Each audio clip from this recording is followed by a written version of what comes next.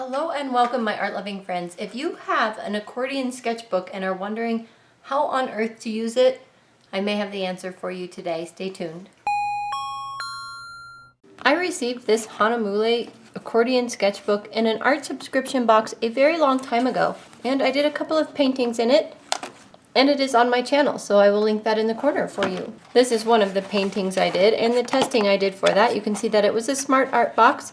And this is the Hahnemuhle Sketchbook 300 GSM 140 pounds. It is not cotton, and it was in January 2020. At least that was the box that it came out of. Starfruit, and then I did this painting here, which was the prompts graceful and wet mixed together, and this was fruit and star mixed together, so I did a starfruit. Anyway, that was kind of a fun video because I didn't like this painting at all when I first did it, and then I went away for the evening just to a watercolor kind of get together. Came home and I'm like, oh, I actually kind of like it. And to this day, I still really like this painting.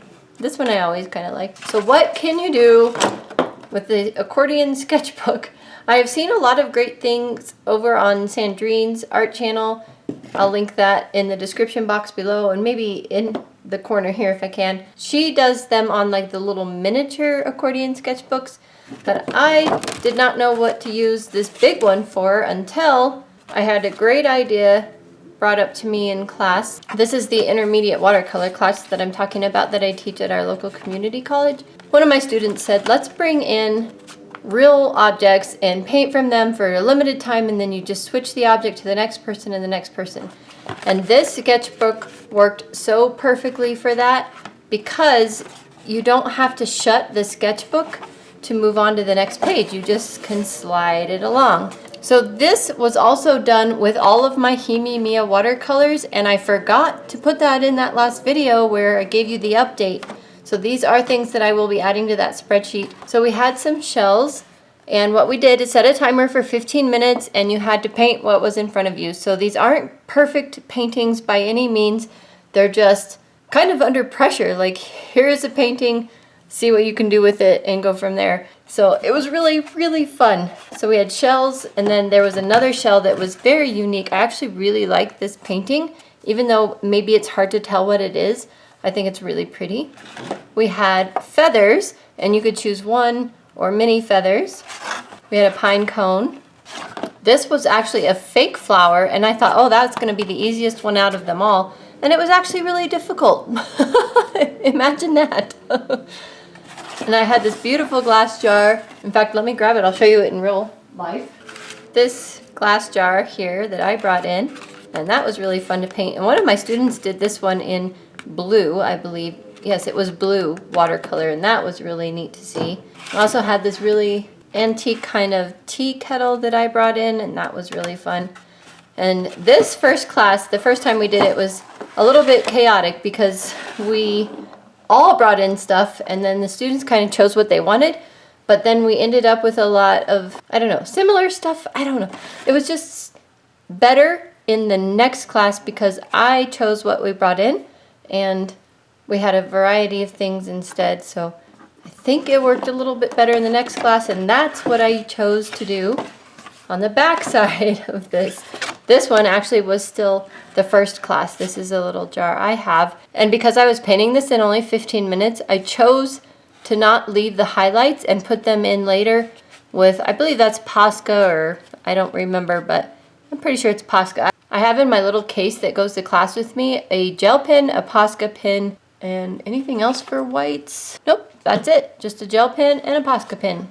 On to a couple weeks later, or a week or so later, we try it in the next class, and I brought in these little dachshund figurines. Let me go get those. I'll show those to you.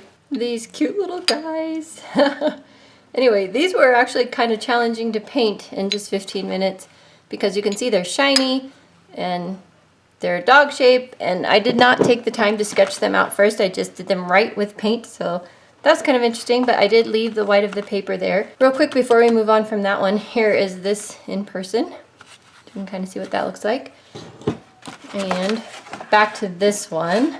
That's this here. But to do this in only 15 minutes is quite challenging. So these are some shells that I brought in. I picked these up off the beach in Mexico. They were so plentiful. That was, I don't know, a decade or more ago. I think it was in 2008. Yeah, a long time ago. Little car that I have. A mask that one of my sons made in a craft class. Oh my gosh, I don't even know when. A long time ago. And I didn't have any gold watercolor paint in class with me, so I just made it kind of a brown. But it would be fun to go back over that with gold later, now, basically. Okay, here's that same container, just I chose on purpose to do it from a different angle this time, so you can see this one is looking at it kind of straight in front, and this one is above the top, and I did leave the white of the paper out this time, and I think it looks a lot better like that. In fact, I really like this one. I brought in a simple light bulb, why not? It's kind of a fun thing to paint, the reflection of the lights in the classroom above. Get a couple different colors going in there. And this little guy is a childhood toy I've had forever. Everyone in class thought this was super creepy. They didn't like it at all. He's a little dirty. But I thought that was so funny because growing up, I've always thought this was so cute. And I don't know if this is mine or my brother's, but we had or have another one that is blue and red and white. But I think it's in a Ziploc bag because it had a hole in it and some of the beads were starting to fall out. So I think I stuffed it in a Ziploc to fix it one day. That was probably 20 years ago, maybe 15 years ago. I've only been married like 23 years, so it's probably 15 years ago. Anyway, moving to this new house, I've been here almost 4 years. I haven't run across it yet, so I don't know if it's still in a box I haven't unpacked or if I actually got rid of it, which would be sad. But anyway, this guy is left and I like him. So I painted him all cute. It was so funny because a lot of the students' paintings made this guy look really creepy, just like they thought he was.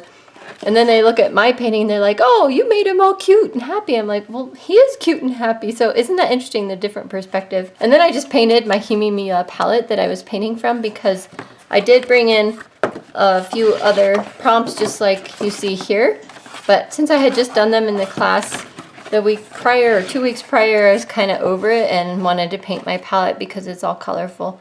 So every well that I had color in the Hahnemuhle palette is represented in the right place on this, and that was really fun, and the students thought that was a fun idea. So yes, if you want to do a painting challenge where you give yourself a limited amount of time to paint, but you want to do it in sketchbook form, this Accordion Sketchbook is the way to go. Because like I said, you don't have to close the pages, you can just scoot them along and work on the next page, and then eventually once the painting you have worked on dries, then you can fold it up, but you can keep going like that. But I have had this sketchbook for so long and could never figure out what to use it for.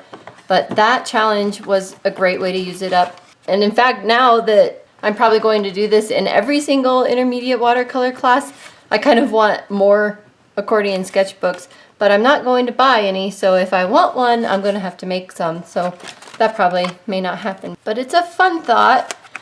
Anyway, I close this differently every single time I close it. This band gives you lots of different options for closing it. So, by the way, this is yet another sketchbook that I have finished.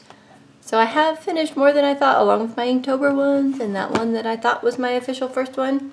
Here's another completely finished sketchbook. Well, I hope that gave you some fun ways to use your accordion sketchbook today. Thank you so much for joining me. I really appreciate you being here. I will see you in the next video. Bye for now. And then I painted my Hahnemuhle. Oh my gosh, I can't speak. Ringo! Hi, Ringo! Hi, Ringo! You're so cute! Puppies! Puppies! Hi! Hi, Lucy Lou!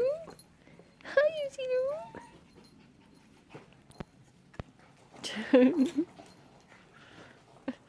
Oh, they're so cute.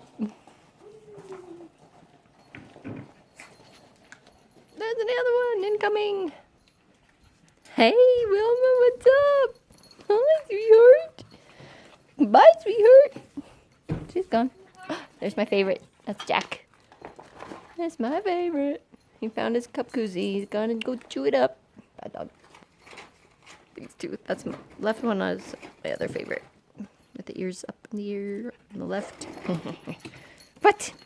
What? What? Did you get a ball? Did you get a ball?